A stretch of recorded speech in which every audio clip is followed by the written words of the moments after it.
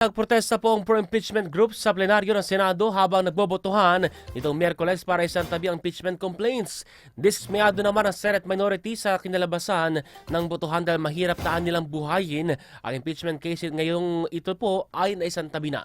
Narito ang aking report.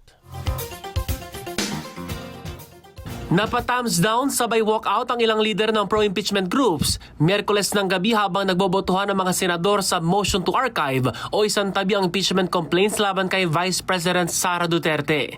Si Senador Amy Marcos ang nagpapaliwanag ng boto nang mangyari ang tila protesta ng mga grupo. Hindi ako makareact, walang impact sa akin eh. Hindi ko nakita eh. Wala, sanay na tayo eh. Pero wag sanang umasta ng ganon sa Senado, hindi maganda no. Sa botong 19 na yes, 4 na no at 1 abstention, tuluyan nang naisantabi ng Senado ang impeachment complaints. Pinasaringan ng senadora ang anyay nasa likod ng impeachment na tinawag niyang spoiled bonjing.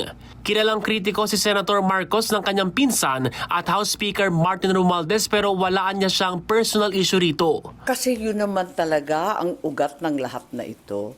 Politika naman talaga at ambisyon ng isang dambuhalang sanggol. Matapos ang botohan, sinabi ng senadora na nakapag-usap sila ng bise.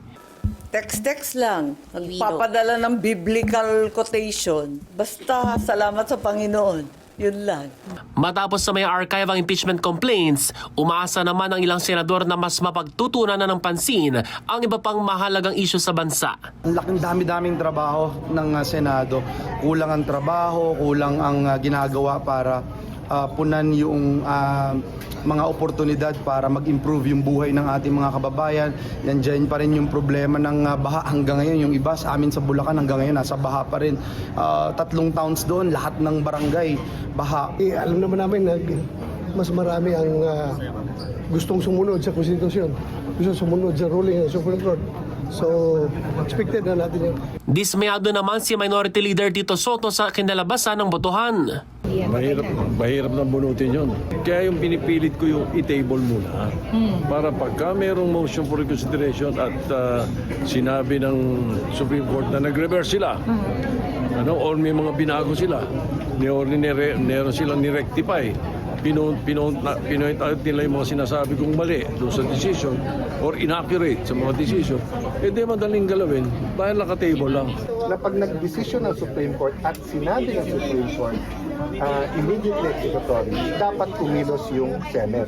Oras na baliktarin ng Supreme Court ang naunang ruling nito, kailangan pagbotohan ng mga senador para buksan ang in-archive na impeachment complaints. Gayunman, duda ang mayorya ng mga senador na mababaliktad pa ang posisyon ng SC sa kabila ng nakabinbing motion for reconsideration. Ace Cruz, Newslight.